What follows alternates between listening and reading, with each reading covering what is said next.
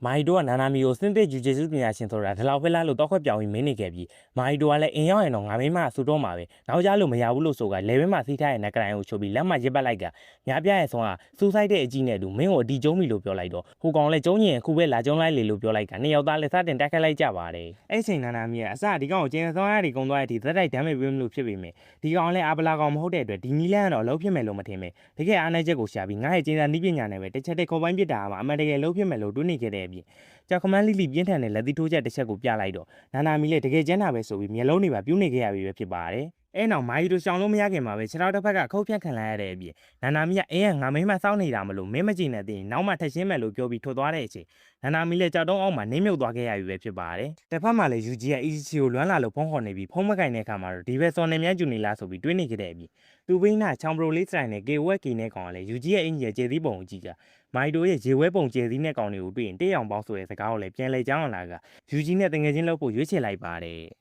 တစ်ဖက်မှာလည်းဂက်ဒိုဆိုသူကမာဟီတိုစီကိုရောက်လာခဲ့တဲ့အပြင်မာဟီတိုကလည်းသူ့ရဲ့ဝင်းချင်းပုံစံကိုထိန်းထားနိုင်ပြီးဘယ်ပိုင်းပြည့်မသေးတာဖြစ်လို့ကြောက်တုံးပြီးုံလောင်းနေတော့မသေးပဲကြောက်တုံးအောက်ကနေငပြောစီတစ်လုံးနဲ့ထွက်လာခဲ့ပြီးမာဟီတိုကနာနာမီကိုကိုပုံစံနဲ့မှမလိုက်မင်းမကြောက်တတ်တာပဲလို့ပြောနေခဲ့ပြီးအဲနောက်မှာတော့ဂက်ဒိုကိုအဝတ်တောင်းလိုက်တော့ကိုပါစာယူလို့ပဲပြောခံလိုက်ရပါတယ်တစ်ဖက်မှာလည်း EGG ကိုယူဂျီရဲ့ယူဂျီနိုအိမ်မှာညစာစားနေရဆိုပြီးဖုန်းဆက်တော့သူတို့နာနာမီဆူရာခံရတော့မှာပဲဆိုပြီးပြာခတ်နေတဲ့အချိန်နာနာမီကသူ့ကိုလာကြိုပါအောင်လို့ပြောတော့သူထင်ထားသလိုမဟုတ်လို့အနေငယ်တော့စိတ်သက်သာရသွားခဲ့ပါတယ်အဲ့ဒီအချိန်နာနာမီကမာဟီတိုနဲ့တိုက်ခိုက်ခဲ့တဲ့အချိန်တွေကိုပြန်တွေးနေခဲ့ပြီးကိုဂျိုတိုက်ခိုက်ခဲ့တဲ့အထူးစင်ချိန်တဲ့ကောင်လို့ဒိုမဲဖွင့်နိုင်တဲ့အနေထားလောက်ထိမကြမ်းသေးဘူးဆိုပေမဲ့ဒီကောင်ရဲ့တိုးတက်မှုလုံးနဲ့ဆိုရင်တော့မကြခင်ဒိုမဲကိုပါသုံးလာနိုင်တဲ့အလားလာရှိလို့ဆိုးဆိုးရွားတွေမဖြစ်ခင်အများဆုံးရှင်းလင်းရမယ်ဆိုပြီးတွေးတော့နေခဲ့ရပြန်ပြီပဲဖြစ်ပါတယ်။ UG တယောက်လည်း UG နိုးရဲ့အိမ်မှာသူ့အမေတို့နဲ့အတူပျော်ပါနေကြပြီးအဲ့ဒီနောက်မှာတော့ UG နိုးရဲ့အမေလည်းမူးပြီးအိတ်သွားပြီး UG နိုးက UG ဟာဂျူဂျီစုပညာရှင်တယောက်ဖြစ်လို့လူရောတက်ဘူးလားလို့မေးလိုက်တော့ UG လည်းမတက်ဘူးပါဘူးလို့သာပြန်ဖြေလိုက်ပါတယ်။ UG နိုးလည်းမကောင်းတဲ့သူဆိုးရဲ့ဂျူဂျီစုပညာရှင်တယောက်ယောက်နဲ့တိုက်ခိုက်ရင်ရောလို့ထပ်မေးလိုက်တဲ့အခါမှာတော့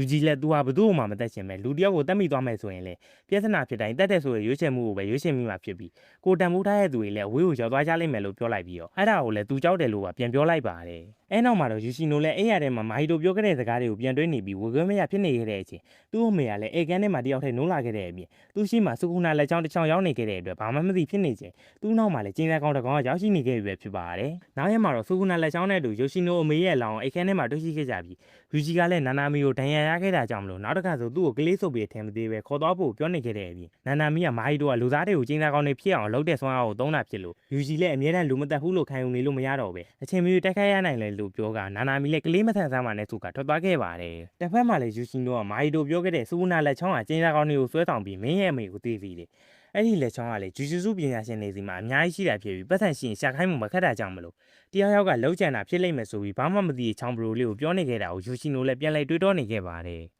်တစ်ဖက်မှာလည်းနိုင်ငံအဆင့်စာအုပ်ပြိုင်ပွဲမှာနိုင်ရရှိသူကိုသူ့ပေးနေတော့ကောင်းကင်ရံမှာမဲမောင်နဲ့တင်တဲ့သူကိုចောင်းသားတွေလည်းတွေးလိုက်ကြရပြီအဲ့ဒီတိမ်တိုက်ကလည်းចောင်းတစ်ခုလုံးကန်ထားလိုက်တဲ့အပြင်ချက်ချင်းနေကင်းကြောင်တောင်ကြီးကနေညတညလုံးမှောင်မိုက်သွားခဲ့ရပြီပဲဖြစ်ပါတယ်။ကျောင်းရဲ့ခေါင်းမိုးပေါ်မှာလည်းဂဒုံနဲ့မာဟီတိုတို့ကစကားပြောနေကြပြီးမာဟီတိုကသူ့ရဲ့ကျင်းစာအကာရန်အပြင်လူတွေဝင်နိုင်နေဆိုပေမဲ့အတွင်းလူတွေပြန်ထွက်လို့မရတဲ့ကြွထောင်ကြောက်လို့ပဲလို့ပြောနေခဲ့တဲ့အပြင်ကျောင်းထဲမှာလည်းကျောင်းသားတွေကလဲကျနေလို့ကျောင်းဆရာတယောက်ကလည်းဘာဖြစ်မှမသိဖြစ်နေတဲ့အချိန်ယူရှီနိုကရောက်ရှိလာခဲ့ပါတယ်။အဲ့နောက်သူကချမ်ပရိုလေးစပင်ကြီးကိုထားခြင်းလို့ထားတာမဟုတ်ပဲအနိုင်ချင်းခံထားရလို့ထားရဲဆိုတော့ဆရာတိအောင်ပြပေးလိုက်တဲ့အပြင်သူ့ကိုအမြဲတမ်းနိုင်ချင်းနေတဲ့ကောင်ကိုလည်းလက်ချောင်းသူ့အိမ်လာထားတာမင်းလားဆိုပြီးကျင်းစာဆွမ်းအားကိုစတင်အသုံးပြုလိုက်တာတစ်ချက်လောက်ထိုးပေးလိုက်ပါတယ်အဲနောက်မှာတော့ချောင်ပရိုလေးလည်းဘာလို့ပွဲတိုင်းဘန်းတာလဲဆိုပြီးလှိမ့်ကန်ကချောင်ပန်းတဲ့ကောင်ကိုအဆုံးသတ်ဖို့လော့လိုက်တဲ့အချိန်မှာပဲယူဂျီရဲ့ကြောင်တကားကိုကန်ဖွင့်ကရောက်ရှိလာခဲ့ပြီပဲဖြစ်ပါတယ်ဒါလေးကတော့ဂျူဂျူစုကိုင်ဆန်အပိုင်း30ဖြစ်ပြီးတော့အပိုင်း7ကိုနောက်နေ့မှာဆက်တင်ပေးသွားမှာဖြစ်လို့ like share comment နဲ့ YouTube မှာလည်း subscribe လေးလုပ်ပြီးအပိတ်ကြဖို့တောင်းဆိုချင်ပါတယ်